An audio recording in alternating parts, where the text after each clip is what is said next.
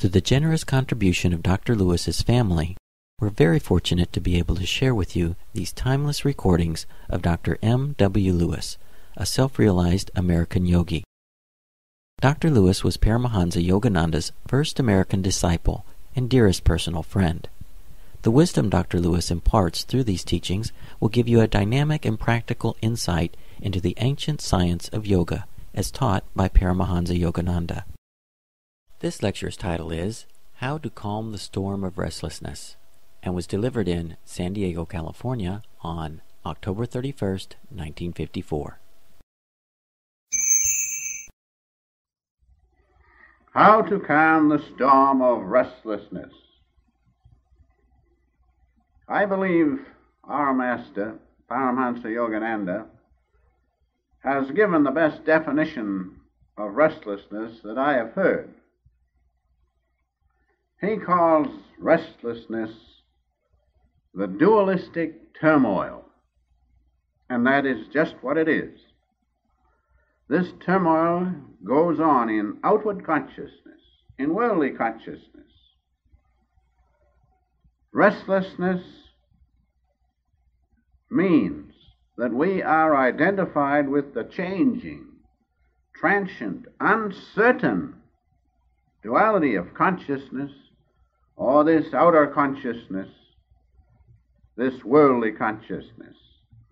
And it is the lack of ability to rise above this outer consciousness, this uncertain consciousness, and to break the attachment to it that causes restlessness.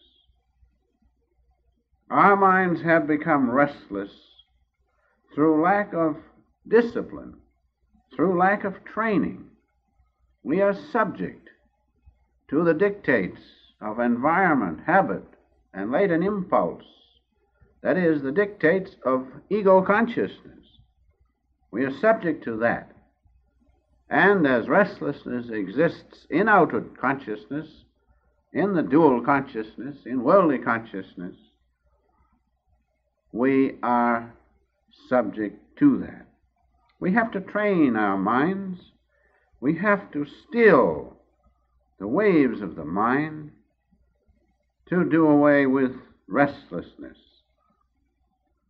Uncertainty, lack of security, through ignorance of what we really are, impregnates us with fear. And it is this fear that makes the mind restless. We have to realize that we are not this outer consciousness, this duality of consciousness, but we are a unity of consciousness in which restlessness, because of fear and uncertainty, cannot exist. The soul itself is peaceful, calm. The bliss of God permeates soul consciousness. And so remember, identification with the uncontrolled mind waves causes restlessness. We must still the waves of the mind. We must discipline the mind. If we do this, what is the result? Peace of mind. The mind waves have been stilled, and restlessness must leave. But peace of mind alone is not enough. We must go deeper. We must go deeper and satisfy the soul with the result of not only peace of mind, but cosmic peace. Soul's restlessness is far more serious than the restlessness of ego consciousness, because we know the ego consciousness passes away, but the soul's consciousness is eternal, and the seeds of restlessness, therefore, in soul consciousness are carried from one life to another. And so we must, as Patanjali says, do away with restlessness permanently by tearing out the roots of restlessness In other words, by being one with soul consciousness, the bliss of the infinite Father. When we merge in the peaceful consciousness of the soul, then we realize what we really are, rays of the infinite Spirit. Restlessness cannot exist here.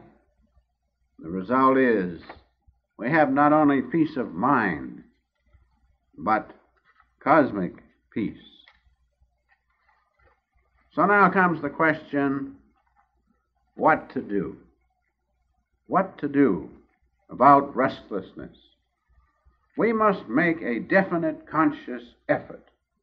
That is very important because progress comes only by conscious effort.